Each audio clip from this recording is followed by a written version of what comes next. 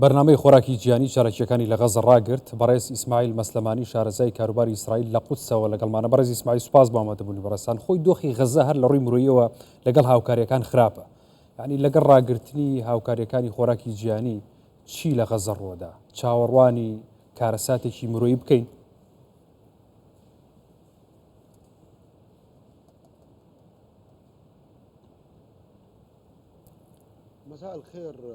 بەڵێ ئێوارەی ئێوە و بینەرانی کوردستان 24 باش بێت. زۆر سوپاس بۆ مانگی 11مین لە سەریەک ڕەشەکوژی و گەمارۆ بۆ سەر کەرتی غەزە بەردەوامە. تەواوی چالاکیەکانی پرۆگرامی جیهانی خۆراک وەستێنراوە. ئەوانەی لە نێو کەرتی غەزە خەریکی کارکردنن لەگەڵ ئەوانش کە کاری پزیشکی دەکەن بەهۆی هێرشەکانی ئیسرائیل، چونکە لە شەوی سێشەممە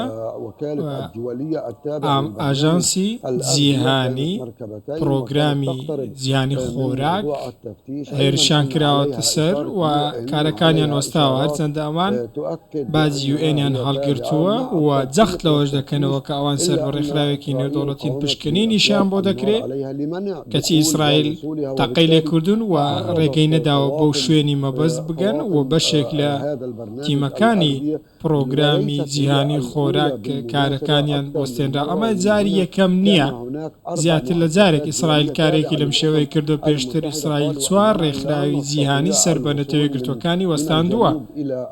ئەمانیش گوتیان ئێمە ناتوانین لەم سەر بەو سەری غەزە بگەین بەهۆی هەراسەنکاریەکانی ئیسرائیل و تۆقاندنی ئەندامانی ئەو ڕێکخراوانە. مەترسیەکی زۆر گەورەش لەسەر فەرمانبەرانی ئەو ڕێکخراوانە هەیە، هەرچەندە هەماهەنگی لەگەڵ لایەنە فەرمیەکانی ئیسرائیل هەیە، بەڵام تاکو ئێستاش ئەو ڕێکخراوانە بە سستی کار دەکەن و بە زۆر دەتوانن ئەوەی لە دەستیان دێ بە هاوڵاتیانی غەزەی بگێنن. ئێستا خۆراک بۆتە چەکی برسیکردنی خەڵکی غەزە و پرۆگرامی جیهانی خۆراک باستەوە دەکەن کە نزیکەی 9 ملیۆن کەس لە غەزە لەژێر هێڵی برسێتیدان و ئەمە ئامرازێکە کە ئیسرائیل وەکو فشار باشە. ئیسرائیل حەماس بەکاری دێنێت. کاک ئیسماعیلانی پرسیارە جدیەکەم هەیە، ئیسرائیل چیەوێ؟ ئەمانە ڕێکخراوێکی مەدەنی ینی نێودەوڵەتین، یانوێ هاوکاری خەڵکێکن کە خەڵکێکی سڤیلە و هیچ پەیوەندێکی بە جەنگ و بە شەڕەوە نییە. ئیسرائیل چیە؟ ئاماجی چییە لەمە؟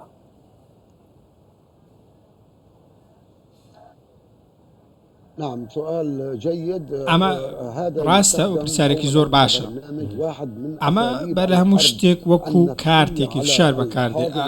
ئەو شەڕە دەرونیە کە ئیسرائیل لە دژی حەماس دەیکات و ئامانجی ئەوەیە کە خەڵکەکە لە یەکتری دا ببڕێنێت و خەڵک پشگیری خۆی بۆ مقاومەی ئیسلامی و حەماس کۆتایی پێبێنێت. تەنانەت سێندی مەکین سەرۆکی پرۆگرام گوتویەتی پێویستە ڕێگە بەوە بدرێت بە ئاسانتر بتوانن بێنە نێو غەزەوە. دوێنێ دەمەقاڵەیەکی زۆر لە نێو غەزە هەبوو سەبارەت بە ئەوەی کە منداڵێکی زۆر نزیکەی 3 بۆ 400 منداڵ لە حاڵەتێکی زۆر بەپەلەدان بۆ ئەوەی بکوترێن و لە ڕووی تەندروستی و پێداویستیان بۆ دابین بکرێ و پێشنیازی ئەوەش کرا و تەنانەت ئاگربەستێکی 7 ڕۆژی ڕابگەێنرێ. کەچی وەزیرەکانی ئیسرائیل ئەمەیان ڕەت کردەوە، گوتیان نەخێر ئەمە کارتێکی فشارە، دەکرێت بۆ حەماسی بەکار بێنین و سزای گەلی غەزە بدەین بە بڕاندنی ئاو، کارەبا، خۆراک، دەرمان، هەموو شتێک. ژنانی دووگیان منداڵان هەمویان بەردەوام لەژێر ئەم فشارەدان لەم سەر بۆ ئەم سەری غەزە لە شوێنێک بۆ شوێنێکی دیکە بەنام بڕاوی بە کارەبا بڕاوی بە هەموو شوێنێک. ئەمە حاڵیانە بۆ ئەوەی فشاریان لێ بکەن دەست لە مقاومە بەر بدەن. بۆیە دوزار دەبینی کە ڕێکخراوە نێودەوڵەتیەکانیش سنوورێکیان هەیە نەیانتوانی ئەو کارە بکەن، هەرچەندە ئەوان داوای ئەوەیان کردووە هەلێکیان پێ بدرێت، چونکە ئەمە پێچەوانەی یاسا و ڕێکاری نێودەوڵەتیەکانە. ئەمڕۆژ ئەنجومەنی ئاسایشی نێودەوڵەتی لەسەر داوای بەریتانیا کۆ دەبێتەوە بۆ قسەکردن لەسەر ئەم بابەتە. بەتابەتی هەر 4 پرۆگرامەکەی نەتەوە یەکگرتوەکان بۆ بتوانن خۆراک و کەمترین ئەنجومەنی ئاسایشی نەتەوە یەکگرتوەکانی جەنجامی کێبێ لە کاتێکا کە نەتەوە یەکگرتوەکان خۆی نیازی هەیە 640,000 ڤاکسین دژی فلیجی بگەێنێتە غەزە.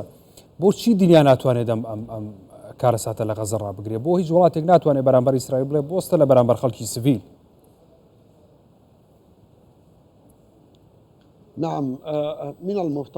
بەڵێ خۆی دەبێ ئەو کارە بکرێت و ئامانجەکانیش بۆ ئاراستەیەن تەنانەت ئەمریکا و بایدنیش ئێستا هەموو جارێک داوای ئەوە دەکەن کە بە زووترین کات هاوکاری بە نێوکەرتی غەزە بگەێنرێت. بەڵام 2000 ئەمە کارتی فشارە، ئەمە ئەو کارتەیە کە لە دژی فەڵەستینیەکان بەکاردێت بۆ ئەوەی چۆکیان پێدا بدەن بۆ ئەوەی ئاڵای سپی خۆ بەدەستەوەدان بەرز بکەنەوە. ئەمە چەکێکی تا بڵێ مەترسی دارە بەڕاستی لە دژی خەڵکی سڤیل و پێچەوانی هەموو ڕێکارەکانە. هیواخوازین کۆبوونەوەکەی ئەمڕۆی ئەنجومەنی ئاسایش جارێکی دیکە ڕێگە بۆەوە بدات کە ئاریکاریەکان بە غەزە بگەن، چونکە وەکو ئەوەی کە ڕێکخراوە نێودەوڵەتیەکانیش دەڵێن تیمەکان لە مەترسێکی زۆر مەزندان و چەندین تابلۆشیان بەرز کردوتەوە و داوای ئەم شتە دەکەن تەنانەت بەشێکیان جگە لە تەقەکردن لە هەراسانکردنی بەردەوامدا ئەو تەقەی کە لە ڕێکخراوی پرۆگرامی جیهانی خۆراک کراوە پێشاتێکی زۆر مەترسیدارە، چونکە ئەمە واتایەوە ئیسرائیل جاکاری لە نێوان خەڵکی سڤیل و ڕێکخراوی نێودەوڵەتی و هیچ کەسێکدا ناکات بەتایبەتی بەم دواییە کە کۆسپێکردنی کردوتە ئامرازێکی هەرە کاریگەری خۆی وە بۆ ساتێکیش لەو هێرشانە نەوەستاوە. ئەمە ڕێگە نادات کە ڕێکخراوە نێودەوڵەتیەکان کاری خۆی بکات، هیواداری ئەنجومەنی ئاسایش فشار بکات. بەڕێز ئیسماعیل مەسلەمانی شارەزای کاروباری ئیسرائیل لە قودسەوە سوپاس بۆ ئامادەبوونی بەڕێستان بەخێر بێت.